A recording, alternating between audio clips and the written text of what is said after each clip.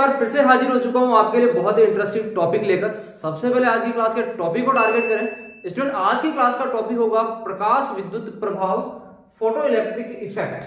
प्रकाश विद्युत प्रभाव क्या होता है ये आज की क्लास में डिस्कस करने वाले हैं। और प्रकाश विद्युत प्रभाव के संबंध में अनेक वैज्ञानिकों ने अपने अपने क्या मत प्रस्तुत किए, उनके क्या प्रेक्षण थे, किन प्रयोगों के आधार पर उन्होंने ये प्रकाश विद्युत प्रभाव की इस घटना की खोज की है, ये सब आज की क्लास में डिस्कस करने वाले हैं। तो शुरू करते हैं आज की क्लास। उठाइए कॉपी और पेन, नोट्स बनाने के लिए। मैं हूं आपका फिजिक्स गुरु श्रीराम यादव। फिजिक्स की ऑनलाइन क्लासेस में आप सभी का फिर से हार्दिक स्वागत करता हूं स्टूडेंट। टॉपिक आज की क्लास का प्रकाश विद्युत प्रभाव। प्रकाश के द्वारा घटित होने वाली एक घटना है। पिछली क्लास में डिस्कस किया था कि प्रकाश के तरंग सिद्धांत के आधार पर व्यतिकरण, विवर्तन और ध्रुवण की घटना को अच्छी तरह समझाया जा सका, लेकिन प्रकाश विद्युत प्रभाव, कॉम्पटन प्रभाव, रमन प्रभाव जैसी ये घटनाएं थी प्रकाश की, इन घटनाओं को तरंग सिद्धांत समझाने में असफल रहा। इसलिए इन घटनाओं को समझाने के लिए द्रव्य कणों के संबंध में दी गई प्लांक की क्वांटम सिद्धांत के आधार पर इस घटना की व्याख्या की गई थी स्टूडेंट। तो यहां पर प्रकाश विद्युत प्रभाव होता क्या है इसके बारे में यदि डिस्कस करें थोड़ा सा पहले अपन, तो प्रकाश विद्युत प्रभाव प्रकाश के द्वारा घटित होने वाली एक ऐसी घटना है जिसमें किसी उच्चित आवृत्ति का प्रकाश जब किसी धातु पर आपतित होता है तो उस धातु से पृष्ठ से इलेक्ट्रॉनों के उत्सर्जन होने की जो घटना है, इस घटना को प्रकाश विद्युत प्रभाव कहा जाता है। मतलब जब भी किसी धातु पर किसी आवृत्ति का प्रकाश, उपयुक्त उचित आवृत्ति का प्रकाश उस पर आपतित कराया जाता है। जैसे मान लो यहां पर अपने पास स्टूडेंट ये एक धातु है, सही है। इस धातु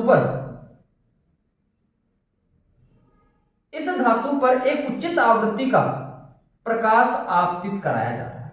जब उचित आवृत्ति का प्रकाश फोटोन के रूप में मान लो, पार्टिकल्स के रूप में मान लो, क्योंकि यहां पर प्रकाश विद्युत प्रभाव की जो घटना है वो कणीय प्रकृति के आधार पर ही समझाई जा सकती है। प्रकाश की कणीय प्रकृति अर्थात पार्टिकल जो नेचर है उसी के आधार पर इसको सत्यापित किया जा सकता है। तो पार्टिकल्स के रूप में यहां पर प्रकाश फोटोन के रूप में संचरित होता है, सही है। प्लांक के क्वांटम सिद्धांत के आधार पर यह बताया गया।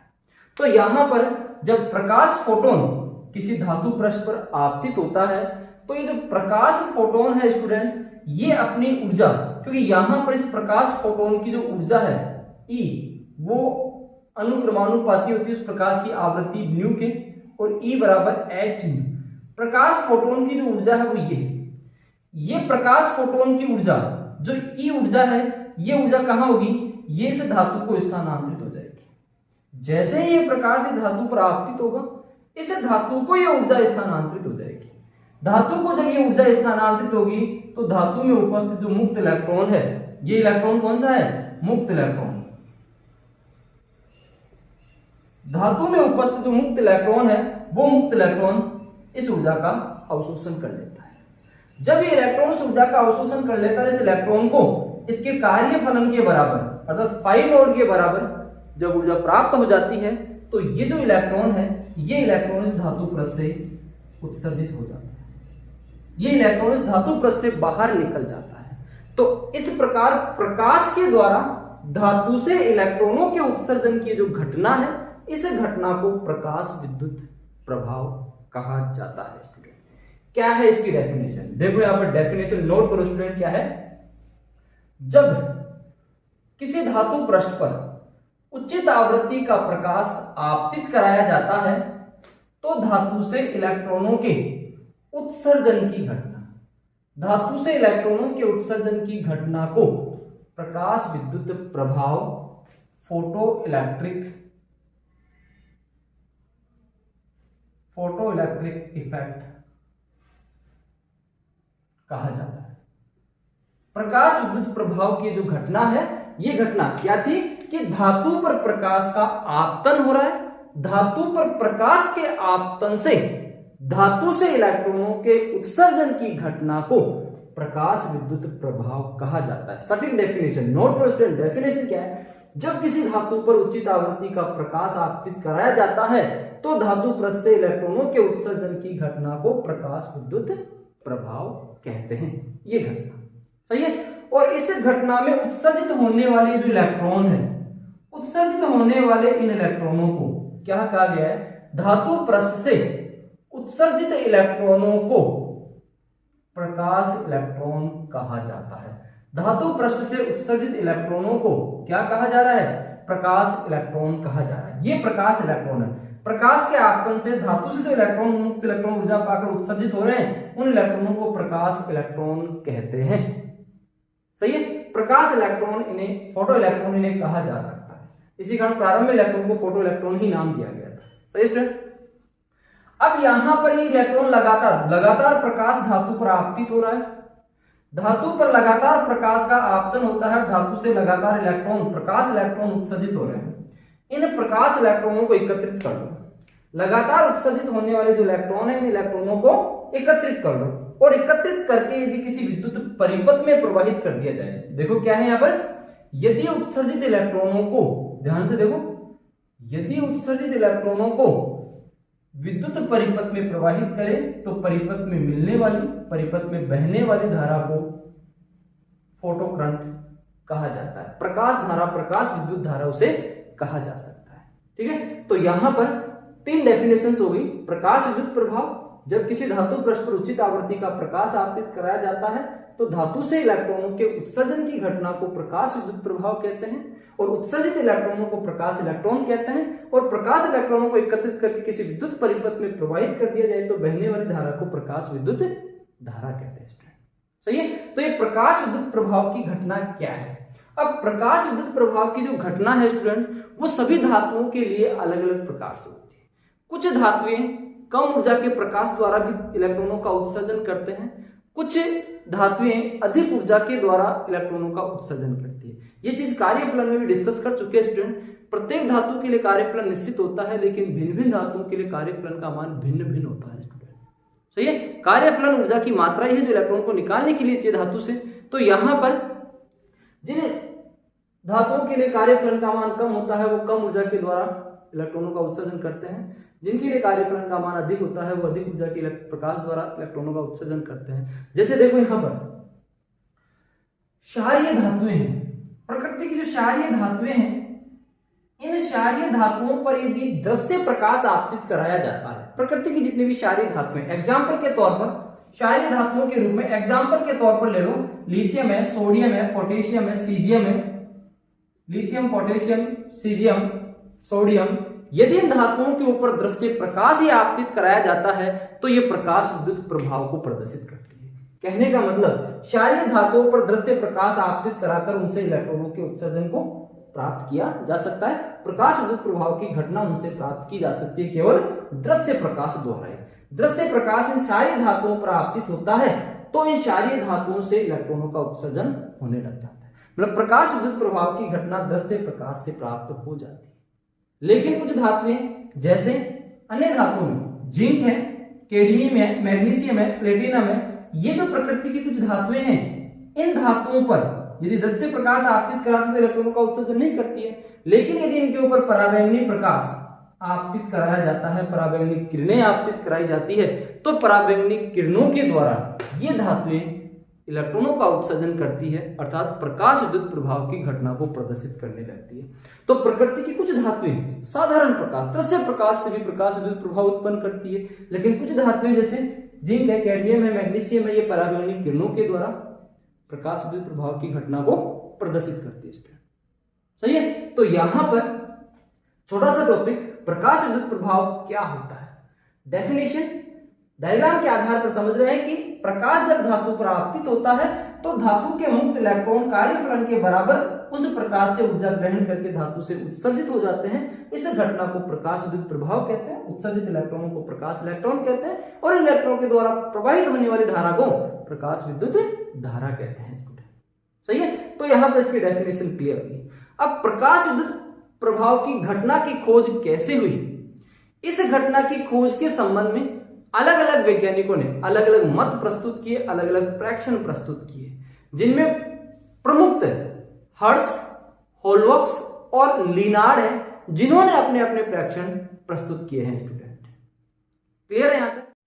तो स्टूडेंट प्रकाश विद्युत प्रभाव कि घटना की खोज किस प्रकार हुई, कौन से वैज्ञानिक ने क्या प्रेक्षण, क्या मत प्रस्तुत किया, किस प्रयोग के आधार पर प्रस्तुत किया, ये आगे देखें इसमें। तो यहां पर प्रकाश विद्युत प्रभाव की इस घटना के संबंध में हर्ट्ज, होलॉक्स और लिनार, इन तीनों वैज्ञानिकों ने अपने अलग अलग प्रेक्षण प्रस्तुत किए। या फिर सबसे पहले ये कहा जाए कि प्रकाश विद्युत प्रभाव की जो घटना है, इस घटना की खोज किसने की? प्रकाश विद्युत प्रभाव की घटना की खोज किसने की? यदि खोजकर्ता के बारे में देखा जाए तो स्टूडेंट खोजकर्ता होगा हर्ट्ज। सबसे पहले इस घटना के संबंध में पता लगाया था हर्ट्ज ने सन 1887 में हर्ट्ज ने जब विद्युत चुंबकीय तरंगों की उत्पत्ति से संबंधित क्या प्रेक्षण था, हर्ट्ज के प्रेक्षण की बात कर लो यहां पर साथ साथ। सबसे पहले प्रकाश विद्युत प्रभाव की घटना की खोज किसने की? हर्ट्ज ने की। कब? 1887 में प्रकाश विद्युत प्रभाव की घटना की खोज किसके द्वारा? हर्ट्ज के द्वारा की गई। हर्ट्ज ने विद्युत चुंबकीय तरंगों की उत्पत्ति से संबंधित इनका जो प्रयोग था, जब ये विद्युत चुंबकीय तरंगों की उत्पत्ति कर रहे थे, खोज कर रहे थे, तो उस समय उस प्रयोग में जो स्फुलिंग विसर्जन है, निर्वात नलिकाएं हैं, उस स्फुलिंग विसर्जन में जब कैथोड के ऊपर क्या किया? उस प्रयोग में जब कैथोड के ऊपर पराबैंगनी प्रकाश,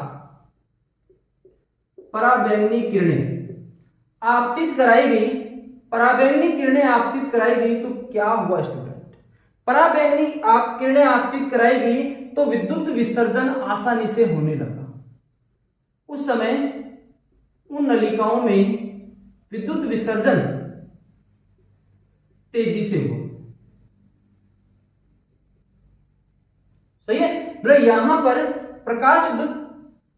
विद्युत चुंबकीय तरंग की उत्पत्ति से संबंधित जो प्रयोग था, उस प्रयोग में स्फुलिंग विसर्जन द्वारा जब इसकी उत्पत्ति करे तो उस प्रयोग में कैथोड के ऊपर जब पराबैंगनी किरणें आपतित कराई गई तो निर्वात नलिकाओं में विद्युत विसर्जन, विद्युत का प्रवाह आसानी से होने लगा। या फिर ये कहे कि वहां पर स्फुलिंग तेजी से हो गई, स्फुलिंग अधिक हो रही है। क्यों हो रही है, क्या कारण? इसका कारण वहां पर हर्ट्ज नहीं बता पाए, मतलब यहां पर इस प्रेक्षण की व्याख्या नहीं कर पाए कि यह घटना क्या है। बस यहां पर उन्होंने पता लगा लिया कि इसे कैथोड के ऊपर जब पराबैंगनी किरणें आपतित हो रही है तो कैथोड से कुछ ऐसा उत्सर्जित हो रहा है, कुछ ऐसी ऊर्जा उत्सर्जित हो रही है जो उस परिपथ में विद्युत प्रवाह, विद्युत विसर्जन, स्फुलिंग अधिक तेजी से कर सकती है। सही है? अब यहां पर इस घटना की व्याख्या ये नहीं कर पाए। इसके बाद में होलॉक्स ने प्रकाश विद्युत प्रभाव की घटना 1888 में इन्होंने एक प्रयोग प्रस्तुत किया, प्रयोगात्मक प्रेक्षण प्रस्तुत किया इन्होंने। हर्ट्ज के बाद में होलॉक्स ने सन 1888 में प्रयोगात्मक प्रेक्षण किया और उन्होंने प्रायोगिक व्यवस्था बनाई। प्रायोगिक व्यवस्था बोर्ड पर देख पा रहे हो कि इसमें एक निर्वातित बल्ब है। इस निर्वातित बल्ब में दो जस्ते की छड़ें, क्या है ये? जस्ते की छड़, दो जस्ते की छड़ों को रखकर उन्हें संयोजन तारों के माध्यम से बाह्य परिपथ में एक बैटरी और धारा मापी से संयोजित कर दिया गया। ठीक है? जब यहां पर इस कैथोड के ऊपर, ये क्या है यहां पर? कैथोड नेगेटिव और ये पॉजिटिव एनोड। जब इस कैथोड के ऊपर पराबैंगनी प्रकाश आपतित करवाया होलॉक्स ने, पराबैंगनी प्रकाश जब आपतित कराया तो उस अवस्था में इस परिपथ में विद्युत धारा प्रवाहित होने लगी। इस परिपथ में विद्युत धारा प्रवाहित होने लग गई। जब यहां पर इस पराबैंगनी किरणों का आपतन इस कैथोड के ऊपर बंद कर देते हैं तो विद्युत का जो प्रवाह है वो रुक जाता है। सही है? इसका मतलब यहां पर पराबैंगनी किरणें जब कैथोड के ऊपर आपतित हो रही है तो कैथोड से ऐसी कोई ऊर्जा उत्सर्जित हो रही है जो इस परिपथ को पूर्ण कर रही है और इस परिपथ में धारा का प्रवाह कर रही है, विद्युत प्रवाह कर रही है। जब कैथोड पर पराबैंगनी किरणों का आपतन बंद कर दिया जाता है तो वहां पर इस परिपथ में विद्युत का प्रवाह भी समाप्त हो जाता है। तो यहां पर होलॉक्स इस घटना को नहीं समझ पाए कि यहां पर कैथोड के ऊपर जब पराबैंगनी प्रकाश आपतित कराए तो धारा प्रवाहित हो रही है, जब पराबैंगनी किरणों को आपतित नहीं कराते हैं तो धारा का प्रवाह बंद हो जाता है। ऐसा क्या कारण था? इस धारा प्रवाह का कारण क्या था? यह कारण यहां पर होलॉक्स नहीं समझा पाए। मतलब अपने प्रयोग की व्याख्या होल्बॉक्स नहीं कर पाए। होल्बॉक्स के बाद में थॉमसन ने जब इलेक्ट्रॉन की खोज की सन 1898 में, तो थॉमसन ने इतना सा बताया क्या कि जब जस्ते की छड़ के ऊपर, कैथोड के ऊपर प्रकाश आपतित होता है तो धातु से इलेक्ट्रॉन उत्सर्जित होते हैं। जब पराबैंगनी किरणें, होल्बॉक्स ने जब पराबैंगनी किरणें इस कैथोड पर आपतित कराई तो कैथोड से इलेक्ट्रॉनों का उत्सर्जन होता है। ये थॉमसन ने, थॉमसन ने सन 1898 में बताया। उसके बाद में लिनार्ड ने सन 1900 में होल्बॉक्स के इस प्रयोग की व्याख्या की। सन 1900 में होल्बॉक्स के इस प्रयोग की व्याख्या की लिनार्ड ने, और लिनार्ड ने यह बताया कि जब पराबैंगनी किरणें कैथोड के ऊपर आपतित होती है तो कैथोड धातु का बना है और कैथोड से क्या हो रहा है, इलेक्ट्रॉन उत्सर्जित हो रहे हैं। ये उत्सर्जित इलेक्ट्रॉन एनोड के धनात्मक विभव से आकर्षित होकर एनोड की ओर गति करते हैं, जिससे परिपथ पूर्ण होता है और परिपथ में धारा प्रवाहित होने लग जाती है। सही है। लिनार्ड ने बताया कि पराबैंगनी किरणें जब कैथोड पर आपतित हो रही है तो कैथोड से इलेक्ट्रॉनों का उत्सर्जन हो रहा है। उत्सर्जित इलेक्ट्रॉन एनोड के धनात्मक विभव से आकर्षित होकर उसकी ओर गति करते हैं, जिससे परिपथ पूर्ण होता है और परिपथ में धारा का प्रवाह होने लग जाता है। जब यही पराबैंगनी किरणें इस एनोड के ऊपर आपतित कराई जाती है तो एनोड से भी इलेक्ट्रॉनों का उत्सर्जन होता है। लिनार्ड ने बताया एनोड से भी इलेक्ट्रॉनों का उत्सर्जन हो रहा है, लेकिन कैथोड के ऋणात्मक विभव के कारण उत्सर्जित इलेक्ट्रॉन कैथोड पर प्रतिकर्षित हो रहे हैं। कैथोड के ऋणात्मक विभव के कारण उत्सर्जित इलेक्ट्रॉनों पर प्रतिकर्षण बल कार्य कर रहा है। इस कारण एनोड से उत्सर्जित इलेक्ट्रॉन कैथोड की ओर नहीं पहुंच पाते हैं। इस कारण परिपथ पूर्ण नहीं हो पाता है और इस कारण इस परिपथ में धारा का प्रवाह नहीं हो पाता है। तो यहां पर इस आधार पर लिनार्ड ने स्पष्ट किया कि धातु पर प्रकाश के आपतन से इलेक्ट्रॉनों के उत्सर्जन की घटना को प्रकाश विद्युत प्रभाव और परिपथ में प्रवाहित होने वाली धारा को प्रकाश विद्युत धारा कहते हैं। इस परिपथ में जो धारा प्रवाहित हो रही है उस धारा को प्रकाश विद्युत धारा कह रहे हैं। इन उत्सर्जित इलेक्ट्रॉनों को प्रकाश इलेक्ट्रॉन कहते हैं। तो यहां पर इस प्रकार हर्श, होल्बॉक्स और लिनार्ड ने, इन तीनों वैज्ञानिकों ने मिलकर प्रकाश विद्युत प्रभाव की इस घटना के संबंध में अपने अलग अलग प्रेक्षण प्रस्तुत किए और इस आधार पर इस घटना की खोज संपन्न हुई। क्लियर है स्टूडेंट?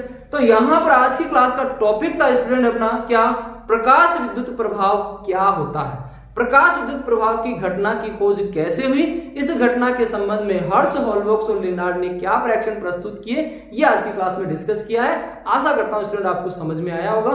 फिर भी कोई कंफ्यूजन है तो कंफ्यूजन को आप मेरे साथ कमेंट बॉक्स में शेयर कीजिए। साथ ही यदि वीडियो अच्छा लगा हो तो वीडियो को लाइक कीजिए, शेयर कीजिए और चैनल पर पहली बार आए हो तो चैनल को सब्सक्राइब कीजिए, खुद भी कीजिए, अपने दोस्तों से भी सब्सक्राइब करवाइए और साथ में बेल आइकन को दबाना मत भूलिएगा, क्योंकि बेल आइकन दबाओगे तो अपलोड होने वाले नए वीडियो का नोटिफिकेशन सबसे पहले आप तक पहुंच सके। थैंक यू स्टूडेंट आज की क्लास के